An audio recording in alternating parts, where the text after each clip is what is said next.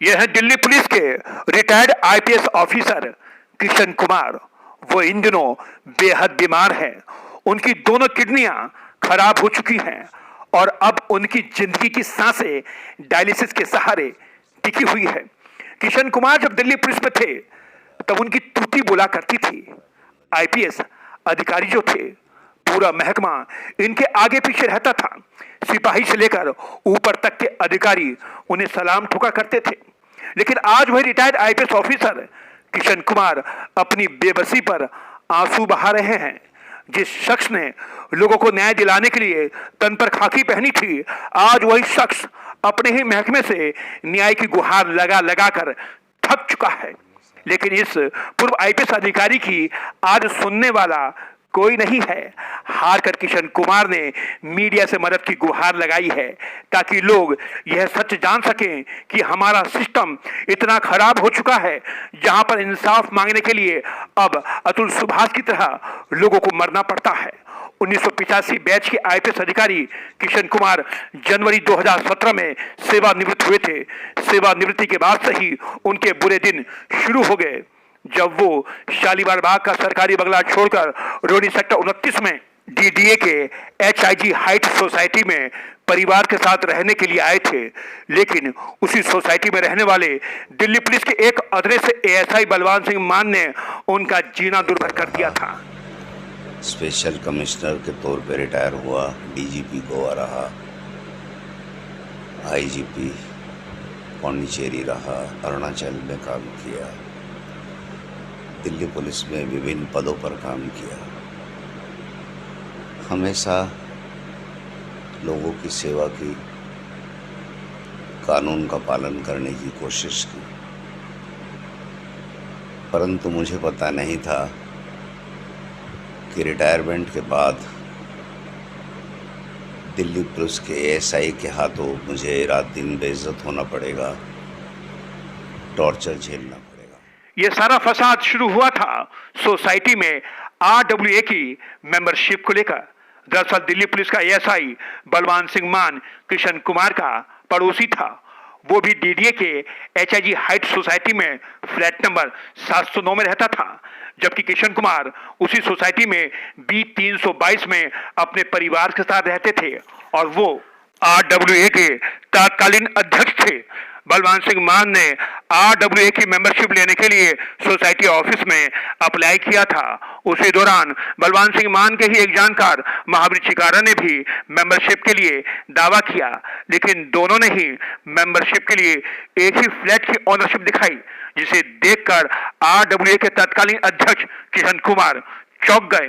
उन्होंने उनसे जवाब तलब किया, लेकिन वो दोनों कोई भी संतोषजनक जवाब नहीं दे पाए। इनको दोनों को चिट्ठी लिखी कि A709 के बारे में आपने मेंबरशिप के लिए अप्लाई किया है और आप दोनों ने अलग अलग एप्लीकेशन में A709 का मालिकाना हक दिखाया है, उसके लिए आपने बिजली का बिल लगाया है। कृपया करके ओरिजिनल डॉक्यूमेंट दिखाइए, ओनरशिप के रजिस्टर्ड डॉक्यूमेंट, ताकि ये कन्फ्यूज़न दूर किया जा सके कि ये मकान किसका है और मेंबरशिप दी जा सके। इस पर बलवान मान बहुत बुरी तरह से चिढ़ गया। आरडब्ल्यूए को जानकारी मिली थी कि उसी सोसाइटी के एक फ्लैट पर बलवान सिंह मान और उसके साथियों ने जबरन कब्जा कर लिया था। वो फ्लैट सीआरपीएफ के एक डीआईजी का था। इस मामले में शाबा डेयरी पुलिस ने मामला दर्ज कर बलवान सिंह मान के कुछ साथियों को गिरफ्तार भी किया था। पता चला कि डीआईजी साहब के फ्लैट पे इन्हीं लोगों के कुछ लोगों ने कब्जा करके और नकली कागजात बनवा लिए। कुछ लोग गिरफ्तार हुए जो इन्हीं के साथी थे। ये रिकॉर्ड आज भी थाने में मौजूद है। बस यहीं से एएसआई बलवान सिंह मान की गुंडागर्दी शुरू हो गई। अब आपको मिलवाते हैं एएसआई बलवान सिंह मान से और दिखाते हैं उसकी गुंडागर्दी का एक छोटा सा नमूना। वर्दी के नशे में चूर बलवान सिंह मान सोसाइटी की लिफ्ट में लगे सीसीटीवी कैमरे को डंडा मारकर तोड़ रहा है, क्योंकि उसे पता है कि महकमा उसका कुछ बिगाड़ नहीं पाएगा।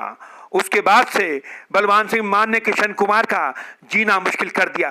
यहां तक कि उनकी पत्नी को भी अपशब्द कहने से वो नहीं चुका। हद तो तब हो गई जब एएसआई बलवान सिंह मान ने किशन कुमार को सार्वजनिक तौर पर जाति सूचक शब्दों से अपमानित भी किया।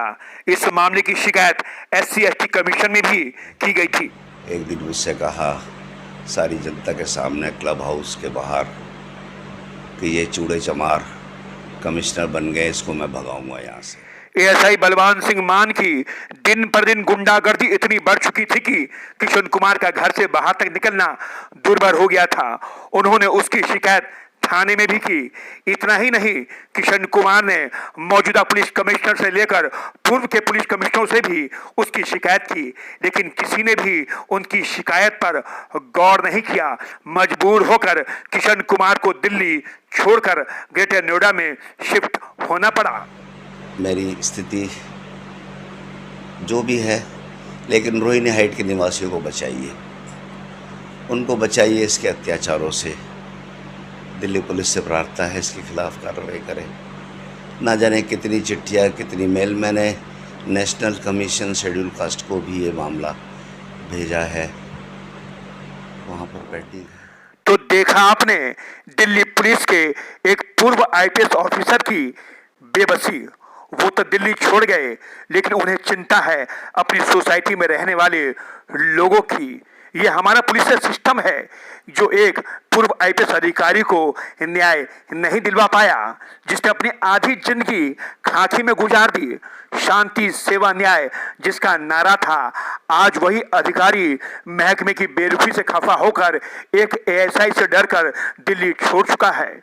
मामला मीडिया में आया तब कहीं जाकर पुलिस महकमा जागा है। किशन कुमार को कार्रवाई करने का आश्वासन दिया गया है, लेकिन हमारे इस जंग लगे सिस्टम में न्याय मिलना इतना आसान नहीं है। उसके लिए अतुल सुभाष की तरह लोगों को जान देनी पड़ती है, तब जाकर कहीं हमारा सिस्टम जागता है, अफसोस जताता है और फिर न्याय दिलाने की दुहाई देता है। न्यूज़ नेट ब्यूरो की रिपोर्ट।